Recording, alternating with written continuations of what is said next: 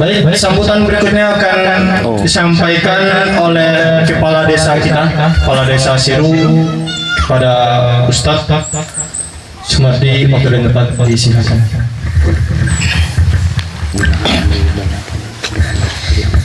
Bismillahirrahmanirrahim. Assalamualaikum warahmatullahi wabarakatuh. Waalaikumsalam warahmatullahi wabarakatuh. Alhamdulillahirabbil alamin.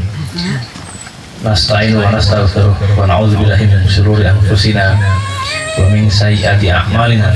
May yahdihillahu fala mudilla lahu wa may yudlil fala hadiya lahu. Asyhadu an la ilaha illallah wa la syarika lahu wa asyhadu anna Muhammadan abduhu wa rasuluhu alladzi la nabiyya ba'dahu.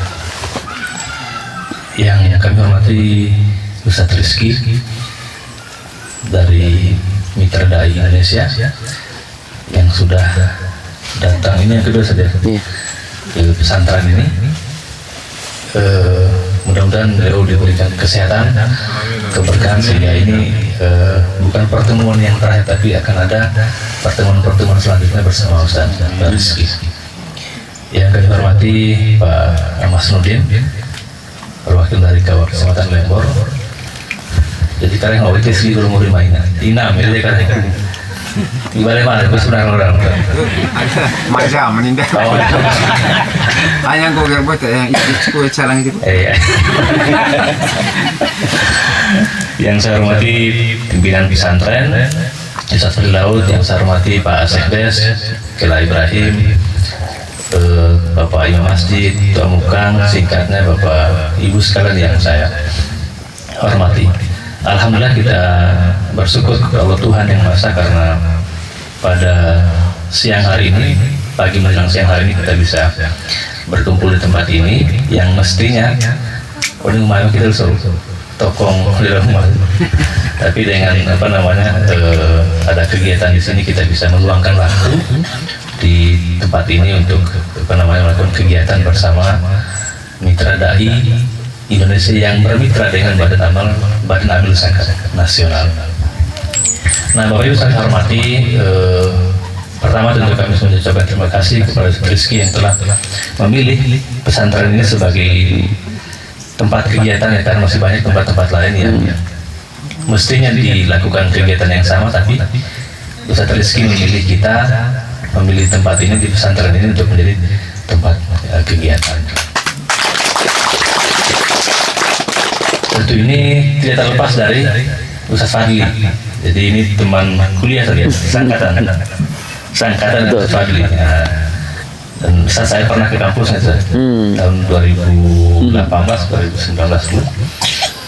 Tentu banyak anak-anak kita yang juga sekolah di sana. Ya kita kan tua. Mudah-mudahan Ustaz, kami juga dosen di sana, supaya ada lagi anak kami yang nanti yang dapat beasiswa untuk sekolah di sana. Insyaallah. Jadi khusus untuk putra ya. Jadi lo kampus sekarang Solo atau lagi.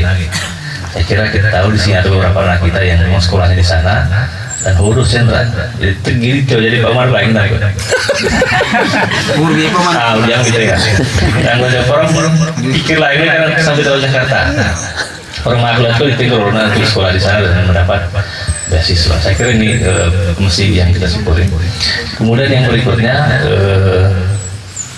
pesantren ini tidak hanya mendidik anak-anak kita menjadi anak-anak yang berakhlak, berilmu, mempunyai akidah yang kuat, hafal Quran dan seterusnya, tapi juga dia bergerak di bidang sosial. Kegiatan-kegiatan seperti ini bentuk dari tanggung jawab sosial dari pesantren. Saya kira Ustadz Fadli tidak hanya membantu kita untuk membuat kegiatan semacam ini dan berbagai kegiatan sosial di pesantren lainnya, tapi juga kegiatan-kegiatan sosial seperti Pandiwale Tari. Nah, ini kita patut bersyukur. Dan saya tidak bayangkan misalnya kalau kita refleksi 8-9 tahun yang lalu, kita refleksikan misalnya bagaimana kalau pesantren ini tidak ada. Kira-kira seperti kita ini di kampung seperti apa? Saya kira gelap tadi ultima pesantren juga. Ini kita patut bersyukur. Jadi Ustadz Fadil memilih tempat ini sebetulnya pilihan terakhir setelah teman-teman yang lain itu memilih tempat yang ada sinyal, yang ada listrik dan seterusnya. Jadi ini Ustadz Fadil ini Pak ya, keberkahan lah buat masyarakat kita yang ada di Kolong, khususnya masyarakat Siru yang secara umum gitu ya. Karena bagaimanapun pesantren ini adalah benteng terakhir dari akidah kita, anak-anak kita, dari akhlak anak-anak kita yang begitu kita keluar dari kampung Kolong itu masih begitu banyak anak-anak kita yang hura-hura, mabuk-mabukan, tawuran dan seterusnya. Baru 2 minggu lalu di Lendo itu kami mengurus ada 22 orang anak tawuran dengan keluarga kita yang ada di bawah. Dan pesantren menjadi benteng terakhir sebetulnya untuk menjaga generasi kita ini menjadi generasi yang baik di masa-masa yang akan datang. Jadi kita harus pesantren itu kita jaga, kemudian kerjasama dari kita semua harus terbangun di pesantren itu. Biasalah ada satu yang ke kanan ke kiri itu biasa, itu orang biasa. Tapi kita sebagai orang tua harus mendidik dan mencerminkan kekompakan kita kepada anak muda kita, kepada generasi kita.